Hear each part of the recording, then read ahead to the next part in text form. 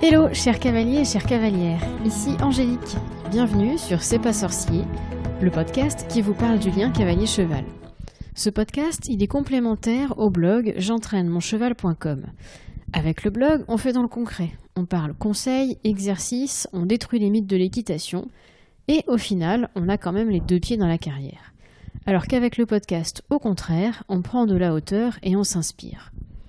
Ensemble, nous allons interviewer des personnalités ou des experts équestres et j'espère que nous trouverons des clés ou des axes de réflexion sur le lien qui unit un cheval à son cavalier. Le but, c'est évidemment que nous progressions nous-mêmes sur le lien qui nous unit à nos chevaux. Aujourd'hui, pour cet épisode C'est pas sorcier, les services et les honneurs, nous allons donc parler d'un lien cavalier-cheval un petit peu plus militaire, puisqu'il s'agit de la garde républicaine. Jean-Philippe, mon invité, est adjudant dans ce corps de cavalerie depuis 28 ans. Des chevaux, il en a connu 5 au cours de sa carrière, et à chaque fois, leur duo a servi la France avec une confiance et une rigueur toutes militaires. Car être garde républicain ou cheval de la garde, c'est consacrer son énergie à des devoirs de service et d'honneur qui est la doctrine de la cavalerie. Par conséquent, en quoi consiste le rôle de la garde républicaine ? Comment devient-on garde républicain ou cheval de la garde ? Quel entraînement faut-il vivre pour y parvenir ? Et est-ce qu'un garde est propriétaire de son cheval ? Et puis saviez-vous que les chevaux de la garde peuvent se faire autopsier, mais que jamais, au grand jamais, ils ne chargeront une foule, quand bien même ils sont capables de sauter par-dessus une voiture. De tout cela et de bien plus encore, l'adjudant Jean-Philippe nous parlera et nous racontera sa vie de gendarme à cheval. Il est temps de lancer l'épisode C'est pas sorcier, les services et les honneurs. Bonjour Jean-Philippe. Bonjour. J'aurais dû dire bonjour adjudant, Tout à fait. ça, de la garde républicaine. Absolument.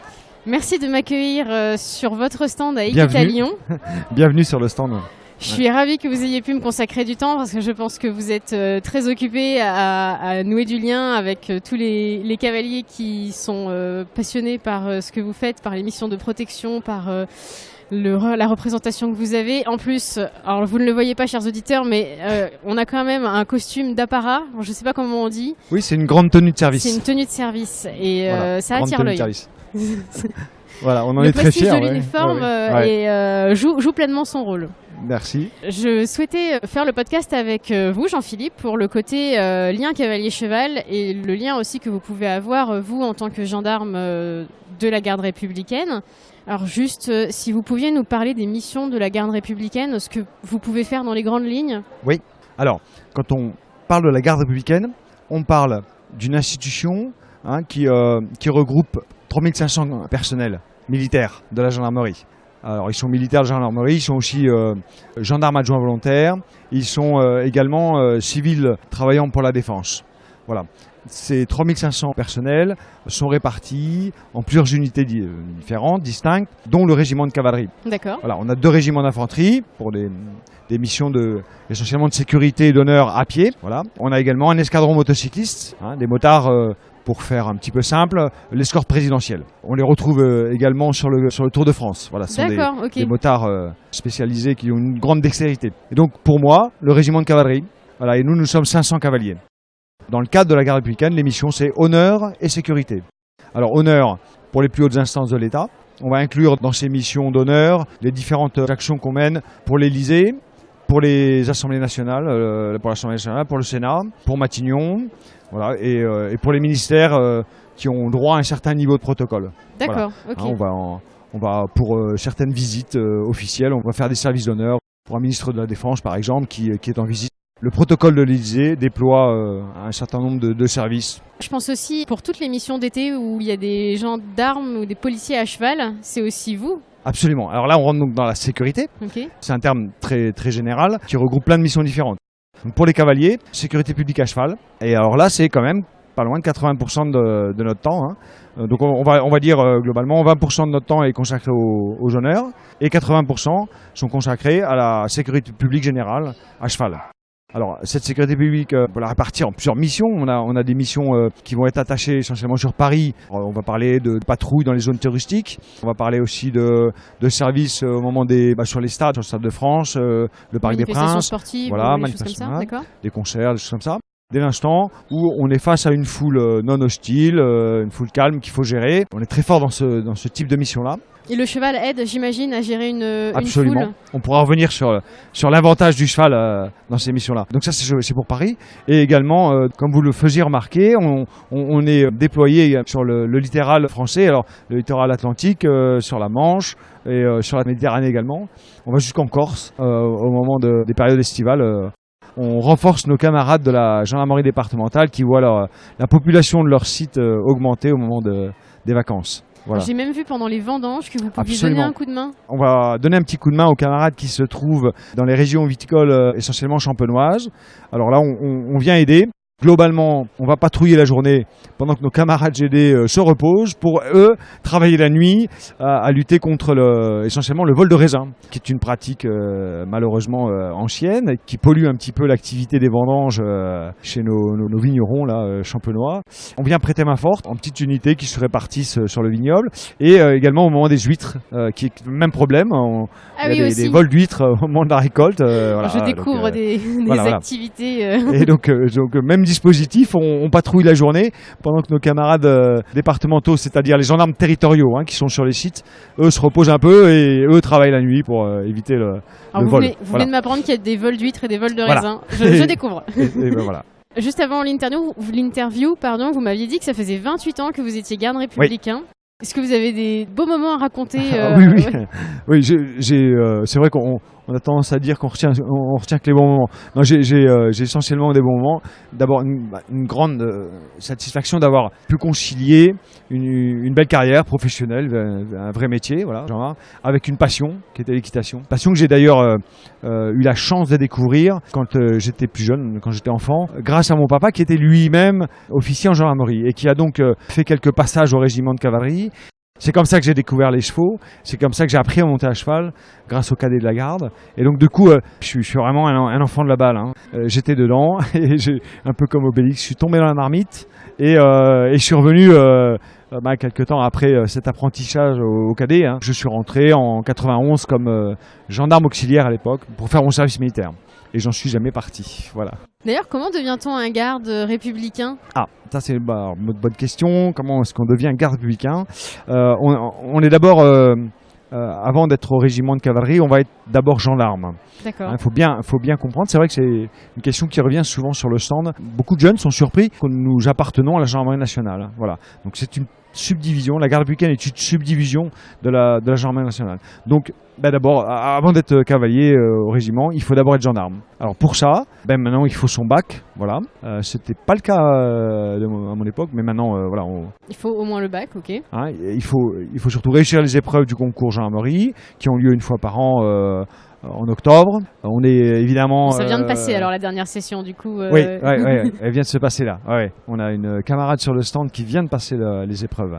Ça, une fois qu'on a réussi ces épreuves, on fait son école de sous-officier qui dure 12 mois. Donc on se transforme de la vie civile à la vie militaire, gendarmerie, et on sort sous-officier de gendarmerie. Pendant cette école, on se signale à sa hiérarchie comme équitant, comme titulaire au moins d'un galop 5. À partir de là, on demande à venir présenter les tests d'entrée au régiment. On est testé par le régiment, donc là on a des camarades instructeurs qui s'emploient à vérifier le niveau équestre de... Et c'est comment ? C'est comme un passage de galop ? On a une reprise à dérouler par exemple ? C'est un petit peu comme un passage de galop. Un parcours à faire, un parcours d'obstacle ?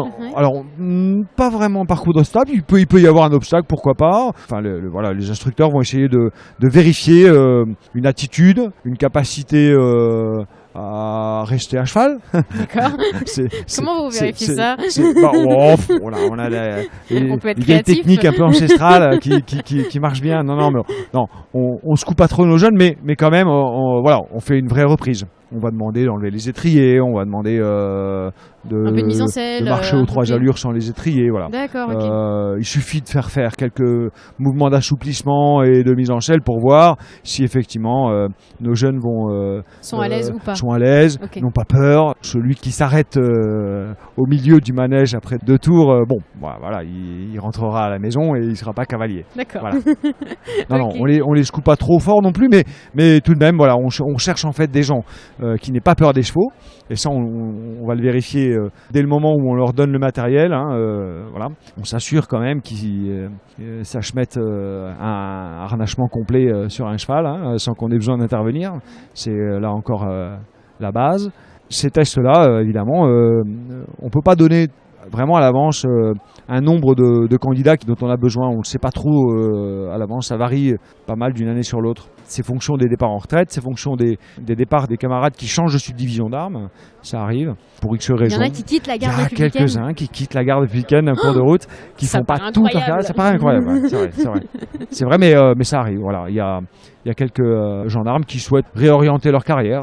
Il y en a quelques-uns qui changent de métier complètement. J'ai connu des amis qui sont partis comme motards, par exemple, qui sont découverts, pas d'autres passions, mais enfin voilà, qui voulaient tout changer. Et la gendarmerie nous offre cette possibilité-là. C'est là encore une grande chance. Voilà. Je reviens sur le cheval, du coup, parce que vous disiez qu'il fallait vérifier que les aspirants, je ne sais pas si c'est le bon terme. Oui, on peut les appeler comme ça. On va parler d'élèves gendarmes, puisqu'en général, ils sont en école gendarmerie. Donc ils sont élèves gendarmes. Ok, donc les élèves gendarmes n'aient pas peur des chevaux, parce qu'en règle générale, ce sont des chevaux qui ont une certaine carrure. Voilà. Alors ça, c'est ce qui surprend tout de suite. Enfin, les cavaliers qui viennent nous rencontrer et qui n'ont pas eu l'occasion de nous voir de près avant, ce qui surprend tout de suite, c'est la taille de nos chevaux. Ce sont des selles français. Ce sont des selles français qui sont achetés à environ 3 ans, entre 3 et 4 ans, avec une toise minimum d'1,65 m. Et là, évidemment, ça fait des chevaux qui, en moyenne, font 1,70 m. Minimum, enfin à peu près, voilà, quelques records dans le régiment, à 1,90 m et plus. Ça fait de très grands chevaux, voilà. Chevaux qui pèsent entre 650 et 700 kg. Donc ça peut surprendre. Et bien ça, c'est un très très bon moyen pour voir si nos cavaliers prétendants au régiment ont peur ou non à cheval. J'avoue que moi, c'est un peu grand pour moi, par exemple. C'est beaucoup plus grand que moi, 1,66 m déjà. Et puis alors, quand on leur demande de monter dessus sans l'aide de l'étrier, là, forcément, moi, j'y arrive pas. Voilà, donc clairement, il faut s'y préparer un petit peu. Voilà. Il faut bien se renseigner, savoir ce qu'on demande au test. Et c'est vrai que ce petit passage de latéral à cheval ou de sauter à cheval est un exercice que nos instructeurs aiment bien faire parce que voilà, tout de suite, ça permet de poser le problème.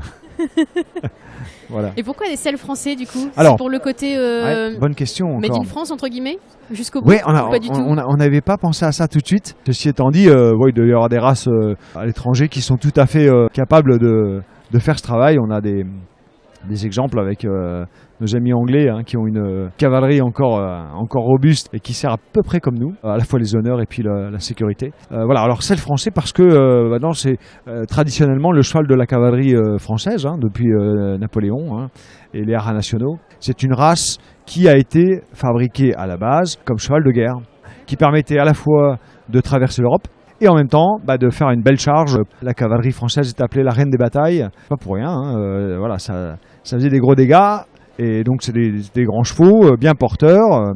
Et il y a des élevages du coup qui sont spécialisés entre guillemets pour des chevaux pour vous, avec le cahier des charges pour vous? Alors, on n'a pas d'élevage attitré. Ça, c'est la loi des marchés publics qui ne nous permet pas ça. C'est un appel d'offres. Exactement. Classique. Tout à fait. On passe par un appel d'offres et les éleveurs répondent à cet appel d'offres. Alors c'est un peu compliqué parce que clairement, on est assez peu compatible avec l'équitation de loisirs. Nos éleveurs, pendant très longtemps, ont repris cette race du selle français, mais en l'adaptant au cheval de loisirs, au cheval de compétition aussi. On se souvient de très grands noms de chevaux qui ont gagné de belles compétitions et qui étaient des selles français, mais qui n'ont rien à voir avec les modèles que nous on recherche. Voilà, on va tomber sur des chevaux plus petits, beaucoup de sang. Voilà. Nous, on cherche pas ça. Oui, parce que vous, en gros, vous cherchez donc du grand cheval. Ouais, un modèle, un beau modèle. Au niveau robe aussi, j'imagine que vous avez des contraintes. Alors, on a des contraintes de robe, oui. On a au régiment, les escadrons sont remontés, chacun avec une robe. Au premier escadron, on a les chevaux jaunes, les alezans. Voilà, on les appelle les jaunes. Pas les roux. Non, pas les roux, on les appelle les jaunes. Voilà. Deuxième escadron, on va avoir les chevaux B. Et au troisième escadron, les chevaux B brun. Ça fait quand vous regardez le régiment descendre des Champs-Élysées à la télévision, vous voyez un dégradé de robe qui est assez esthétique. Du coup, votre cheval, à vous, il est de quelle couleur? Moi, c'est un jaune. C'est un jaune et il est alezan parce que j'ai toujours été au premier escadron. Alors j'en ai eu quelques-uns. En 28 ans de carrière, j'ai eu la chance de pouvoir monter 5 chevaux là. 5 chevaux, d'accord. Oui, donc vous les avez quand même pour des périodes longues. quand on vous les confie? On les a sur des périodes plus ou moins longues. On essaie quand même, quand les cavaliers sont dans le rang, quand ils sont en escadron, on essaie de maintenir le couple cheval-cavalier un maximum, et c'est comme ça que ça fonctionne le mieux. Globalement, une mission, un cheval, un cavalier, c'est une espèce de leitmotiv qu'on essaie de maintenir, tout simplement parce que le cavalier, et on va venir au cœur de notre sujet là, c'est le cavalier noue une relation avec son cheval qui est importante et qu'on recherche chez nous. Le cavalier connaît bien son cheval, à force de le monter, de le travailler, de le mettre à sa main, il va anticiper ses réactions. Clairement, dans les missions, c'est une énorme plus-value. Donc, on va essayer de maintenir ce couple-là le plus longtemps possible. C'est tout notre intérêt. Après, il y a des aléas de la carrière qui font que le cheval se blesse, voilà, tout simplement. Ouais. Il a une blessure, on va le réformer pour blessure. Bon, voilà, ça écourte sa carrière. On va devoir s'en séparer. L'âge aussi, j'imagine. L'âge, absolument. Le cheval a fait une carrière plus courte que la nôtre. Nous, on présente nos chevaux à la réforme à 16 ans. Dans l'année de ses 16 ans, il est présenté une première fois. S'il va bien, on peut prolonger sa carrière, 1 an, 2 ans maximum. À 18 ans, de toute façon, il quitte le régiment. Donc il rentre chez vous vers les 3 ans? Voilà, on les achète entre 3 et 4 ans, oui. Qu'est-ce qui se passe après pour lui entre la période où il a 3 ans et puis la période où il a 16, 17, 18 ans? Alors il se passe pour le cheval à peu près ce qui se passe pour les bonhommes. En fait, on va le transformer en cheval militaire. Alors là, j'écoute avec toutes mes oreilles parce que mon cheval, il a peur des cailloux parfois quand même. Alors du coup, bon. Alors, pour faire ça, en fait, c'est pas compliqué, on va le mettre entre les mains expertes de nos débourreurs. Quand il est acheté, il va d'abord passer exactement comme les jeunes recrues humains, il va passer une visite médicale un peu poussée. On va le sculpter sur toutes les coutures. Alors, on a 4 vétérinaires au régiment qui s'occupent de ça, que les radios, un examen médical poussé, ça dure pas loin en tout une semaine. On se donne une semaine avec l'éleveur pour lui dire on garde votre cheval ou on vous le rend. Les radios, on cherche tout ce qui est vis réductoire, le cornage, tout ça. Voilà. Oui, bon. Je me doute. Donc, vous vérifiez tous les aplombs, tout quoi. Quand il a son aptitude médicale, il est transporté de l'infirmerie, alors soit des Célestins, soit de Carnot, ça dépend des moments, ça s'alterne. Il est transporté de l'infirmerie vers notre centre d'instruction à Saint-Germain-en-Laye. Ça lui évite une transition un peu brutale entre la campagne, les prairies desquelles il sort, à la ville. On lui fait passer une transition pas trop rude à Saint-Germain-en-Laye.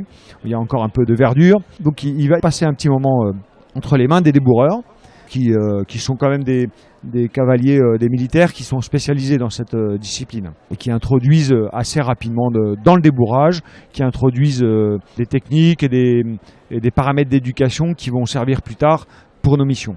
Quand vous dites par exemple les paramètres d'éducation, ça va être le bruit, tout à fait. le feu, on va essayer de désensibiliser à tout ça, exactement. Les gestes des gens, par exemple aussi. Donc on a pour ça des petits ateliers auxquels on confronte les jeunes chevaux assez vite. Et des astuces du coup, moi, pour mon cheval qui a peur des cailloux par exemple. Il a peur des cailloux, des camions. Des camions, alors oui, j'en parle même pas. Mais non, des fois des cailloux, il me fait des écarts. De certains cailloux. Voilà. Je sais pas pourquoi. Alors ça peut être un souci. Quel âge il a votre cheval? Il a 6 ans. Ah, il a 6 ans. C'est les petits cailloux ou les gros Non, c'est les gros. Ah, les gros, les rochers. Les gros.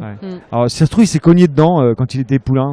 Ça, c'est possible. Ouais. Je creuserai. Ouais, c'est possible. Et pour les camions, alors, qu'est-ce que je peux faire? Pour les camions. Alors en fait, il n'y a pas de recette miracle, clairement. On n'a pas inventé grand-chose au régiment de cavalerie. On s'est surtout beaucoup inspiré de ce qu'ont fait nos anciens, de ce que font aussi des gens comme Monsieur Blondeau, par exemple. On a envoyé des cavaliers se former à la méthode Blondeau. Et après, on réadapte. Voilà, c'est souvent un peu le principe quand même. C'est-à-dire qu'on ne perd pas ce qu'on a appris de façon quasi ancestrale dans nos manuels d'équitation et de cavalerie anciens, parce qu'il y a de très très bonnes choses. Et que globalement on réinvente des choses qui ont déjà existé finalement. Mais voilà, à chaque fois on s'adapte et on réadapte notre technique. Il n'y a vraiment pas de secret, on essaie d'y aller doucement, ça va durer 1 an et on le prend ça dans le calme, dans la douceur. Surtout, petit à petit on essaie de désensibiliser les chevaux à ce qui peut leur faire peur. On peut aller très loin, il y a des chevaux qui font des choses assez incroyables chez nous maintenant. J'avais vu lors d'un salon, je me demande si c'est pas au salon du cheval de Paris, un cheval qui sautait par-dessus une voiture. En plus, vous aviez rajouté du feu, de la fumée. Ouais. Enfin, vraiment le truc. Non, c'est vrai qu'on est arrivé à. Alors ça, c'était avec. on avait travaillé avec Monsieur Loracci, un moment assez sympathique. Alors, pour être tout à fait exact, le cheval du régiment, on l'avait mis effectivement cet exercice. On est allé travailler un petit moment avec Monsieur Loracci.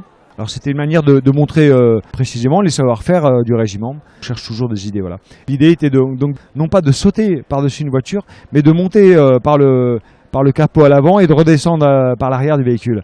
Voilà. Et donc ça a pu être fait. Alors, pour être vraiment honnête, le jour de la démonstration, on avait dû prendre un cheval de Mario parce que le cheval du régiment qui devait faire ça était assez bêtement blessé. Il était indisponible au moment et on n'en a pas préparé 15 pour le faire.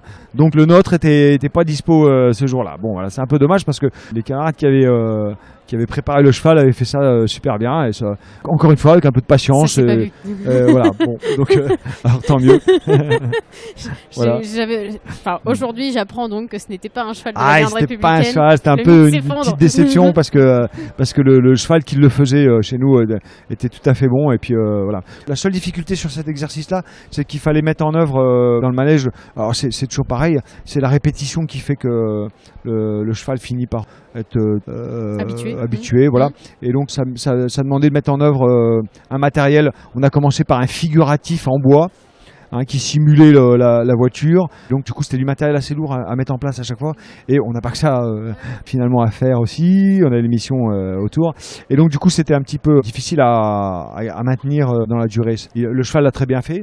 Et puis il y a eu un moment donné où on pouvait pas, il fallait passer à autre chose. Pour les chevaux qui sont trop sensibles et qui n'arriveraient pas du coup à faire tous ces tests, qu'est-ce qu'ils deviennent? Ils sont réformés, tout simplement. Tout de suite. Oui, on n'insiste pas. Il y a des chevaux qui vraiment se font pas à la vie militaire, exactement comme nos humains. On essaie de détecter ça assez vite pour pas que ni les uns ni les autres ne soient... Et du coup, réformé, il peut devenir un cheval de propriétaire. Moi, demain, absolument. je pourrais avoir un ex-cheval de la garde républicaine réformé. Oui, on cherche toujours des familles d'accueil. Il y a un dispositif qui est bien en place maintenant pour la retraite de nos chevaux. Et retraite qui peut être donc un peu anticipée s'il y a un souci, effectivement. Voilà, donc c'est un dispositif qui permet... Alors, à la fois au cavalier qui s'est occupé du cheval de retrouver son cheval à la retraite. Il faut remplir un petit cahier des charges qui est assez simple. Globalement, il faut avoir 1 hectare de prairie, il faut pouvoir le rentrer l'hiver, il ne faut pas qu'il soit tout seul et il faut assurer les soins. Une vie de cheval, quoi, en gros. Une bonne vie de cheval, voilà. Et dernière chose, il faut pas en tirer davantage pécunier. D'accord. Il ne faudrait pas le louer ou... c'est tout ce que demandent les domaines, puisque les chevaux appartiennent aux domaines. Voilà. Ok, ça marche. Il y en a combien du coup des réformés par an? Alors par an, c'est pas compliqué. On réforme par génération à 16 ans. Donc tous les ans, on a une lettre qui disparaît avec une lettre qui arrive. Voilà, donc ça fait une moyenne d'achat, on va dire entre 20 et 30 chevaux achetés. Donc à peu près l'équivalent de réformés. On maintient cet équilibre. Vous disiez que vous étiez 500 cavaliers. Est-ce que ça veut dire qu'il y a 500 chevaux ou plus? Alors il y a un petit peu moins. En fait. Un petit peu moins. Il y a actuellement 480 chevaux. D'accord. Quand je vous dis 500 cavaliers, on n'est jamais 500 à cheval, clairement. Jamais en même temps, en tout cas. Et jamais en même temps, ouais. Okay. Les gros services comme un 14 juillet, c'est 280 cavaliers. D'accord, voilà. Ok. Et ils font quoi les copains, les 220 autres? Alors il faut assurer pas mal de choses. Il y a toutes ces patrouilles que l'on fait. On assure également tous les chevaux qui sont indisponibles, les chevaux qui sont à l'instruction, les chevaux qui sont précisément réformés qu'on attend de faire partir. Tous ces chevaux-là, il faut quand même s'en occuper. Ils sont dans les écuries pour arriver à aligner 280 300 chevaux. Il y a un petit turnover une petite logistique autour. Ouais, il y a une centaine de chevaux qui effectivement ne sont pas sur les rangs. Les jeunes, les très vieux, les malades, voilà. On a évoqué le 14 juillet. Est-ce que vous pourriez nous raconter comment se vit un 14 juillet quand on est garde républicain? Écoutez, un 14 juillet, c'est un petit peu l'aboutissement de l'année de travail pour un cavalier au régiment. Comment sont choisis ceux qui vont faire le 14 juillet? Tous les cavaliers des escadrons de marche vont faire le 14 juillet en fait. Dans les escadrons, il y a peu de personnel qui ne vont pas le faire. On n'a pas une grosse sélection à faire. Voilà, quand on est dans le rang, on sait qu'on va faire le 14 juillet. Donc c'est un moment attendu et c'est un moment qui se prépare. Évidemment, les émotions ne sont pas les mêmes entre ceux qui en ont déjà fait une vingtaine, comme moi, et puis celui qui fait son premier. Mais quelque part, il y a quand même toujours les mêmes... il y a d'abord les mêmes gestes, les mêmes frissons, ouais, quand même. Ça commence à quelle heure pour vous? Alors, au Célestin, ça commence un tout petit peu plus tard qu'à Carnot. À Carnot, les cavaliers qui sont au 2e et au 3e escadron ont 1 heure de route pour nous rejoindre au Célestin. Tout le monde va partir des Célestins. Il y a une grande prise d'armes avant. et on se regroupe au Célestin et on se met sous les ordres de notre colonel commandant le régiment. On rend les honneurs à l'étendard, hein, et ensuite le régiment se met en branle pour aller jusqu'à l'Arc de Triomphe. Donc ça commence tôt pour les camarades qui sont à Carnot. Ouais, je pense que l'appel doit être à 4h30, 5h pour eux. Cheval, du coup L'appel aux écuries. Hein, ça veut dire il faut être présent. Hop, on prépare son cheval, ça va assez vite. Les prises d'armes au Célestin sont à 8h. Les camarades vont arriver presque 1 heure avant. Ils vont partir vers 6h du quartier Carnot. Donc pour ça, voilà, il faut être aux écuries à 4h50, je pense. Voilà. Okay. Donc c'est de bonne heure. C'est de bonne heure. Et ça fait un service. On rentre à l'écurie, il est 13h. C'est du coup, une bonne matinée de... Oui, c'est clair. Un beau voyage. Vous partez des Célestins, vous mettez en route vers les Champs-Élysées. Est-ce qu'il y a déjà eu des soucis? Alors j'imagine qu'on fait tout pour qu'il n'y en ait jamais, mais est-ce qu'il y a quand même des anecdotes où ça se passe pas comme on avait prévu? Il y a toujours sur le nombre, et depuis le temps que le régiment fait son 14 juillet, il y a toujours le risque d'une glissade. Il y a à ma connaissance, j'ai pas eu écho d'accident grave le jour du 14 juillet. Personne n'est tombé, par exemple? Ah, tombé, si. Si, ça arrive, malgré tout? Oui, ça arrive. On a quelques images, hein, maintenant, avec Internet, on retrouve ça. On a quelques images de glissade, y compris devant la tribune présidentielle, au moment où le régiment se sépare en 2 parties. Okay. Alors, vous avez toujours le jeune cheval qui fait son premier 14 juillet, qui ne sait pas trop s'il suit les copains de gauche ou les copains qui sont à droite, et qui hésite entre les deux, puis finalement qui se fauche, s'en mêle, okay. et qui tombe avec son cavalier. Voilà, on ne peut pas faire grand-chose, c'est comme ça. Ça arrive, ce qu'on espère, c'est que personne ne se blesse. En général, ça se passe bien. On n'a pas d'exemple, encore une fois, d'accident grave à ce moment-là. Bêtement, dans ma reprise, on m'a toujours appris qu'il y avait quand même une distance de sécurité avec le cheval de devant, au cas où. Et là, vous êtes hyper compressé, parce que vous êtes tête à queue, quasiment. On est assez près des uns des autres. Il y a quand même des distances réglementaires.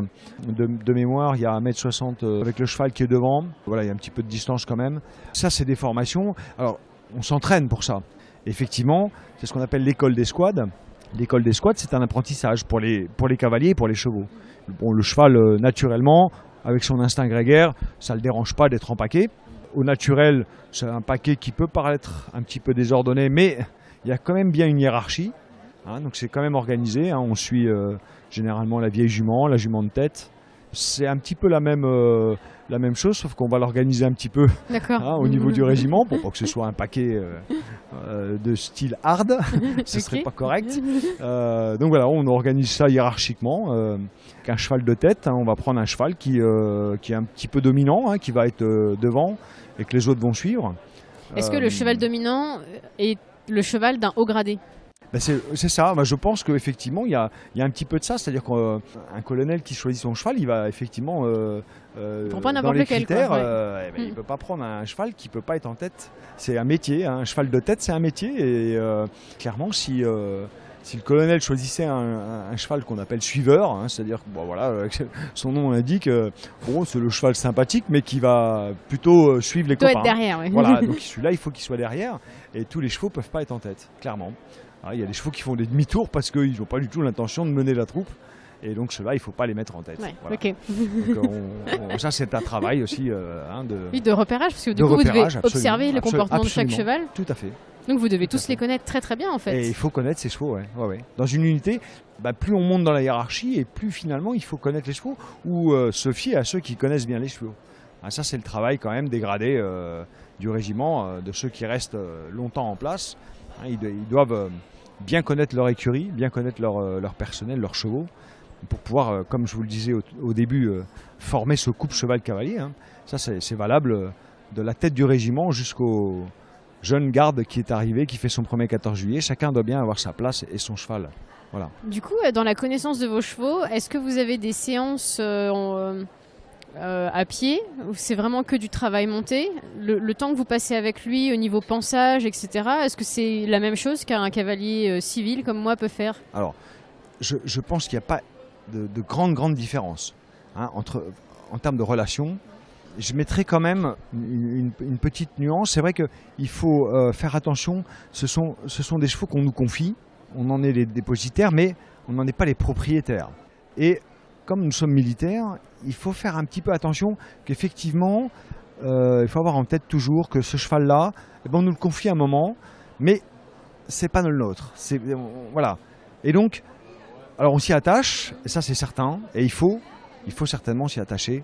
Mais il ne faut pas perdre de vue que voilà, on est dans un dispositif, on a signé un engagement. Et dans cet engagement, dans le contrat, c'est pas forcément écrit, hein, c'est tacite, mais dans ce contrat, on accepte l'idée que le cheval, peut-être qu'il la hiérarchie va en avoir besoin ailleurs et il va être obligé de prendre une décision qui est parfois un peu difficile à vivre parce qu'on se sépare d'un cheval. Ça fait partie du métier. Il faut l'intégrer assez vite quand on est jeune garde et quand on arrive au régiment. Ça, c'est aussi le rôle des anciens d'expliquer ça aux jeunes cavaliers. En disant, voilà, on va te confier un cheval, mais attention. N'oublie pas. N'oublie pas. Voilà, c'est pas ton cheval. D'abord, c'est. Traite-le comme si, mais voilà, n'oublie pas. Exactement. Okay. Hein, et donc, ça, c'est un petit peu compliqué. Donc, ça, voilà, précisément, je dirais que c'est un petit peu plus difficile au régiment de cavalerie que dans le civil. Parce qu'il faut que le cavalier fasse comme si c'était bien le sien pour avoir les sentiments qui vont bien et pour précisément. Voilà, mais pas trop mettre non plus de sentiments hein, pour que ça reste efficace aussi et que voilà, on a une mission. Et cette mission, parfois, elle implique de se séparer du cheval. Eh oui. Et vous avez gardé des contacts avec vos anciens chevaux, du coup ? Vous allez les voir régulièrement ? Alors, pas beaucoup de contacts. Sur les 5 chevaux que j'ai eus, physiquement, je ne peux pas avoir de contact avec 4 parce qu'ils sont morts. Donc, okay. Ceux-là, je sais que, voilà... l'histoire est finie. Voilà. Mon dernier, il est mort en plus en unité. Il avait une malformation cardiaque. Il a fait une crise cardiaque dans son box. C'est possible, ça, du coup. Ouais. Il est mort très très brutalement et à l'autopsie ils ont découvert qu'il avait un ventricule gauche aussi épaisse qu'un talon de jambon. Alors, le vétérinaire n'a jamais vu ça et il expliquait que ça aurait pu lui arriver n'importe quand en fait. Ah oui, d'accord. Donc c'était surprenant de voir ça. Vous avez quand même dit qu'il y avait une autopsie pour les chevaux de la garde républicaine. Là, en l'occurrence, oui, il y a eu une autopsie parce que ça a été quand même très brutal. Et, personne n'a compris. Donc personne n'a compris ce qui s'était passé. Okay. Voilà, et du coup, alors ça, c'est aussi une autre facette de notre régiment. Donc, je vous disais qu'on avait 4 vétérinaires et ces vétérinaires font partie du service santé des armées et ils ont, en l'occurrence, sur Paris, ils ont des liens assez forts avec Maison Alfort, qui est une école vétérinaire. Okay. Voilà. Et du coup, avec ce partenariat, permet, pour comprendre la physiologie, l'anatomie des chevaux, etc. Ils ont des partenariats et ils ont pu pratiquer une autopsie pour comprendre ce qui s'était passé. Ok. Voilà. Et le dernier alors ? Est-ce que c'est une belle histoire ? Ça, c'était mon dernier. Mais donc le 5e, il est toujours avec vous, là, d'accord. Alors, il n'est pas avec moi parce que j'ai quitté l'endroit où le cheval était affecté. Okay. Voilà, ce cheval-là était attaché à un lieu. C'était, je le partageais avec mon adjoint. Hein, j'étais chef de poste dans un poste à cheval et je partageais ce cheval avec mon adjoint. Ça arrive aussi, hein, à certains moments, on peut devoir partager le cheval. On n'est pas tout seul sur le cheval, on est en binôme. Alors ce cheval-là, Quanon, alors c'est pas nous qui choisissons les noms, hein. Quanon, lui, c'est pareil, c'est un cheval qui prend de l'âge là, maintenant, mais il va rester en poste à cheval. C'est un cheval qui va plus servir dans le rang. Donc moi, comme je suis rentré à l'escadron, le cheval, lui, est resté en poste à cheval. Voilà. Ok, donc, ça marche. Il continue sa petite carrière. Tout va bien. Mais tout va bien. Ouais. Super. Ouais. Ça doit faire plaisir quand même, j'imagine, d'avoir des nouvelles du cheval, qui n'est pas le sien, mais quelque part, c'est un peu son cheval. Oui. Donc... Là, sur le stand, tout à l'heure, s'est présentée une petite famille qui, justement, est famille d'accueil. Et alors, elle a donné des nouvelles de 2 chevaux alezans qui ont été réformés il y a 1 an. Et ça fait vraiment plaisir de voir les chevaux comme ça en photo avec des familles. Alors on les voit, ils sont au pré, ils ont des crinières qui touchent le sol. Des gros ventres, ils sont montés à cru par les enfants. Enfin c'est vraiment un grand bonheur que de voir cette deuxième vie là après le service. Et ça fait vraiment plaisir de voir ces chevaux comme ça. Ouais. Est-ce que la vie en service, est-ce que vous vous spécialisez dans des missions ou est-ce que théoriquement tout le monde doit savoir tout faire? Alors, il y a deux possibilités. C'est-à-dire qu'effectivement, on peut passer sa carrière dans le rang. Quand je dis dans le rang, c'est dans un escadron. Et on va suivre une carrière qui va nous permettre de toucher un petit peu à tout, finalement. Et c'est une solution qui satisfait beaucoup de monde parce que elle permet, pourquoi pas, de faire un petit peu de CSO, de monter un petit peu en CSO. Si on n'est pas trop maladroit, on peut même faire un petit peu de compétition.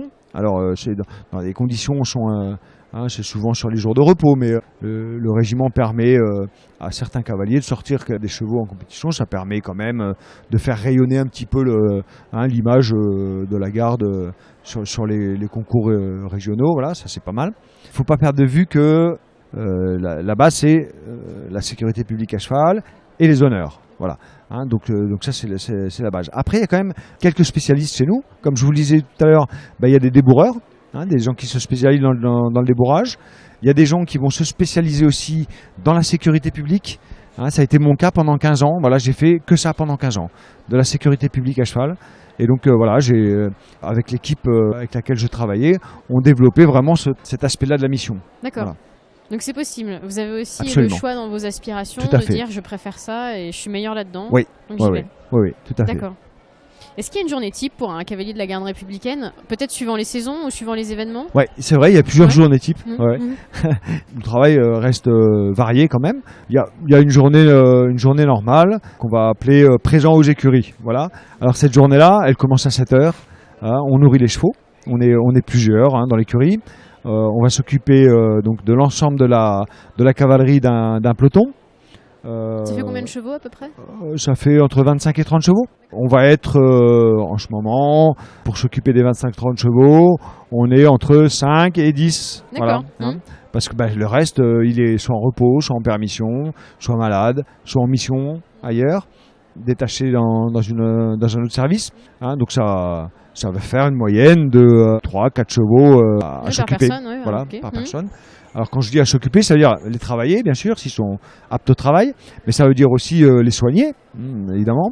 On peut emmener un cheval à la forge, emmener un cheval à la visite médicale, visite vétérinaire. Donc tout ça, c'est le quotidien d'une journée, j'allais dire, assez similaire à ce que l'on trouve dans les centres équestres pour les cavaliers professionnels qui organisent la vie d'un centre équestre. C'est assez similaire. On va faire le fumier le matin, payer les stalles et les box. La vie d'une écurie, vraiment. Quoi. Voilà, tout à fait.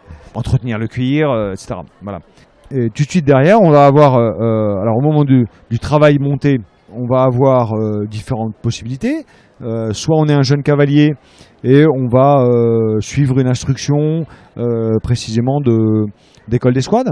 On va se retrouver avec les jeunes de l'escadron, avec un ancien adjudant comme moi. Et l'adjudant va faire travailler les jeunes. Avec des vieux chevaux, en général, on essaie de faire ça. Mettre de jeunes cavaliers sur un vieux cheval et puis inversement, un cavalier d'expérience sur un jeune cheval. Voilà.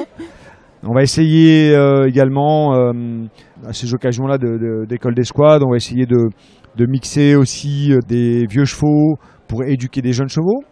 Alors on va travailler par 3 d'abord, on va mettre le jeune cheval, alors ce qu'on appelle jeune cheval chez nous c'est après le débourrage, le cheval a entre 4 et 5 ans, voilà, entre 4 et 5 ans, il va être accoutumé aussi à rester en place un moment immobile, à suivre ses congénères par 2, par 3, voilà, aux deux allures du service, le pas et le trot. Vous galopez très peu au final en service. Pendant le service, oui, assez peu, oui. Si, c'est une allure de travail à la maison, quoi. Il y a un moment qui est assez prisé, c'est la charge. Ah oui. Voilà, là, on galope. ça arrive pas très souvent. Mal, ouais. Ça arrive pas très souvent, malheureusement. On n'a plus la possibilité, faute de moyens, faut être clair, on n'a plus la possibilité de partir en bivouac. Voilà, ça c'était un rendez-vous pour les escadrons qui était un moment assez important de cohésion, de retrouver justement un petit peu nos traditions de cheval d'armes. C'était l'occasion pour nous de se mettre à la disposition d'un groupement, d'une compagnie de gendarmerie départementale. On leur proposait de faire quelques patrouilles de surveillance dans des endroits où eux ne vont pas trop, zone boisée par exemple. Voilà, ça dure une semaine et c'était fini par une charge. Voilà, traditionnellement, fameuse charge de cavalerie. Alors, c'est compliqué de trouver des terrains pour charger, donc souvent ça se termine sur un hippodrome. C'est quand même là qu'on peut galoper le mieux, à peu près en sécurité pour tout le monde. Et donc voilà, mais c'est un très ça doit être hyper impressionnant. c'est un si on très, est à très pied en bel, face, ça doit être c'est un hyper très beau impressionnant. moment. Hein, ça, c'est un moment qui marque une carrière, clairement. Oui, oui. Et du coup, une journée type en mission, ça ressemble à quoi? Alors en mission, on va parler de mission de sécurité publique à Paris, par exemple. Ouais, par exemple. On va arriver le matin aux écuries, on a une patrouille à faire aux Tuileries. Voilà, donc on va avec l'ensemble des camarades qui sont présents, on va participer toujours au corvée du matin, sortir le fumier, repailler, etc. Et puis dès qu'on est prêt à partir, on s'équipe. Et là, on va utiliser une tenue de service courant. C'est la tenue du gendarme. On va l'équiper en fonction des saisons, bien sûr. Et on va s'armer, évidemment. On va se protéger avec un gilet pare-balles. On va prendre une radio. Quoi qu'il arrive, vous mettez un gilet. Absolument. Ouais. Ça, c'est. Ouais. Là, maintenant, ça fait partie de la tenue. Il n'y a pas de. Ouais. Donc, gilet pare-balles. Et on s'équipe donc avec carnet de timbre-amende, par exemple, avec une radio. Et on se met en contact avec l'arrondissement dans lequel on va travailler. Ouais, ok. Et on prend contact avec la station directrice des arrondissements sur lesquels se trouve l'itinéraire de la patrouille. Voilà. Ouais, d'accord. Et voilà, on est parti sur la surveillance générale. Alors ça peut durer jusqu'à 4 heures. Au pas. Maximum? Oui, c'est bien. 4 heures en ville, c'est bien. Hein, c'est fatigant pour le cheval. Hein. Bon, le cavalier, on pourrait faire un peu plus, c'est vrai. Ça nous arrive de faire plus. Mais enfin, pour le cheval, dans la circulation, c'est bien. Est-ce que lui, il a des éléments de protection? Parce que vous, du coup, vous avez un gilet. Oui. Ce qu'on met sur nos chevaux, on a des protections guêtres, protège-boulets. Si on descend un trottoir ou si quand je blesse. On va mettre, en hiver, on va choisir des couvreurs réfléchissants pour être bien vu. Globalement, on a besoin que de ça parce que on est là dans ces missions de sécurité publique essentiellement pour faire de la prévention, du renseignement, très efficace à cheval. Et là, on en vient. Pourquoi utiliser du cheval? Voilà, pourquoi utiliser le cheval, y compris en ville parce que quand on est à cheval, on est très bien vu et on va beaucoup plus loin que quand on est à pied. Ça, c'est un des premiers avantages, un avantage pratique et tactique qui permet de renseigner en fait sur ce qui se passe.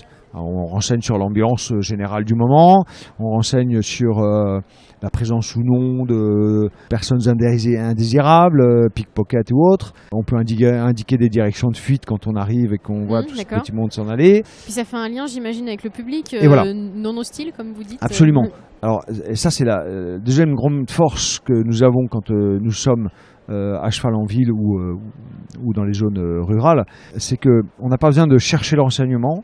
C'est le renseignement qui vient à nous et le vecteur, c'est le cheval. C'est-à-dire que les gens s'approchent pour, au départ, caresser nos chevaux, parler avec nous des chevaux qu'on monte. Et du coup, nous, on en profite à ce moment-là pour recueillir du renseignement sur l'ambiance. Mais alors, les photos qu'on voit, et là, du coup, je pense à un public bien plus hostile, de chevaux qui ont des genouillères, qui ont des visières. C'est la police, du coup? Alors ça, c'est pas nous. Okay. Oui.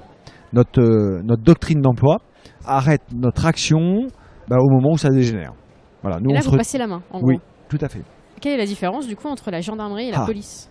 La différence principale, c'est cette fameuse doctrine. Actuellement, nous, au régiment de cavalerie, on emploie les chevaux face à une foule non hostile, a priori calme. Quand on est sur les stades, quand on est sur la sortie de supporters, etc., on est dans ce cas typique d'une foule qui, a priori, n'est pas hostile aux forces de l'ordre et qui, en principe, a besoin d'être guidée. Mais... Voilà, a simplement besoin d'être orienté, guidé. Ça peut dégénérer. On a déjà vu des foules de supporters qui s'échauffent, etc. Et dans ces cas-là, on va maintenir une certaine pression. On a un certain nombre de mouvements d'ensemble qui nous permettent de maintenir une certaine distance entre nous et cette foule qui change d'attitude. Et rapidement, on va demander la relève avec des unités de maintien de l'ordre normales, CRS, compagnie de CRS ou gendarmerie mobile. Voilà, parce qu'on n'ira pas à la confrontation physique avec. C'est pas votre rôle. Voilà. Okay. Voilà. C'est en tout cas pour le moment, c'est pas dans notre doctrine. Ça se fait, hein, il y a des endroits où ça se fait. Bon, pour le moment, nous on estime que c'est un petit peu compliqué parce que voilà, nos chevaux sont lourds. Si on commence à charger une foule, ça fait des dégâts. Hein. Parce que du coup, les chevaux de la police sont différents des vôtres ? Pas tellement en termes de modèle. Ils ont des chevaux un petit peu plus éclectiques parce que ils n'ont pas la même structure que nous. Hein, ils sont un petit peu moins nombreux. Voilà, eux, ils peuvent s'engager sur d'autres types de missions. Ils expérimentent aussi un certain nombre de choses parce que c'est finalement, même s'ils ont plus de 20 ans d'existence aussi, hein, ils expérimentent un certain nombre d'autres possibilités d'emploi. Voilà, bon, après ça c'est leur façon de faire. Ouais, ça marche. On s'approche de la fin de l'interview. Est-ce que vous êtes la section de gendarmerie préférée des Français ? Vous le savez ça ? J'espère. Là, sur un salon, là, comme ça, vous sentez que les gens vous aiment ou... J'espère qu'on est préférés. Ouais. Ils viennent vous voir. Non, mais écoutez, oui. Ce qui est certain, c'est que ça fait plaisir d'être au contact là, comme ça, d'une population qui quand même globalement est acquis à notre cause. Clairement, on sent qu'on a une petite place particulière dans le cœur en tout cas de ces Français qui viennent nous voir sur le salon, c'est sûr. Après, je pense que plus général, si on quitte un petit peu le monde équestre, on le voit nous dans nos missions au quotidien, au contact de nos concitoyens, on sent que clairement, effectivement, les gens aiment nous voir et voilà, on a une place certainement, une bonne place, pas très loin de celle de la place que les pompiers peuvent avoir. Hein. On est un petit peu derrière sans doute, mais on ne doit pas être très loin derrière. Non, moi je pense que vous êtes devant. C'est gentil, c'est gentil. Je prends, hein, c'est un bon compliment, mais voilà, je crois que pour avoir vécu un grand nombre de 14 juillet, je pense qu'on n'est pas très loin derrière. Voilà, les pompiers, voilà, qui sont. Vous êtes premiers dans les cœurs des cavaliers. Des cavaliers, sûrement. Ouais, c'est possible ça. Dernière question, et ça va être notre mot de la fin. Oui. Si je vous dis le lien entre un cavalier et son cheval, quel est le premier mot qui vous viendrait à l'esprit ? J'en ai beaucoup qui me viennent à l'esprit. Le regard, moi je dirais le regard. Voilà, le regard, ouais. Quand moi j'aime bien appeler mon cheval là, quand j'arrive à l'écurie, j'appelle mon cheval et je le regarde et je cherche un peu savoir s'il me regarde aussi. Voilà. J'aime bien savoir si mon cheval m'a reconnu. Et je crois que c'est dans le cas d'un cavalier quand il arrive aux abords de son cheval, s'il sent que son cheval le reconnaît, ça lui donne une vraie satisfaction le matin. Je crois que je dirais le regard parce que après il y a plein de choses. Hein, ouais. Mais dans le lien, le regard. Ouais. Super. Voilà. Écoute, c'est un beau mot de la fin. Merci beaucoup. Et merci Jean-Philippe. Et puis bon rien, salon. C'était un plaisir. Hello à nouveau. C'est la fin de notre épisode C'est pas sorcier, les services et les honneurs. J'espère qu'il vous a plu et que vous avez appris quelque chose sur un corps de cavalerie qui fait l'admiration de petits et des grands. Hors micro, Jean-Philippe m'a confié des anecdotes très drôles ou très émouvantes. Alors au prochain salon où vous les croiserez, allez leur parler. Sous cette tenue militaire se cachent des hommes et des femmes au grand cœur et avec beaucoup d'humour. Si cet épisode vous a plu, parlez du podcast autour de vous et puis mettez-nous 5 étoiles sur iTunes. Si vous souhaitez me contacter, me poser des questions ou me proposer des idées de personnalités équestres à interviewer, rendez-vous sur la page Facebook J'entraîne mon cheval ou sur Instagram @j'entraîne mon cheval. Il ne me reste plus qu'à vous souhaiter une bonne semaine et à bientôt.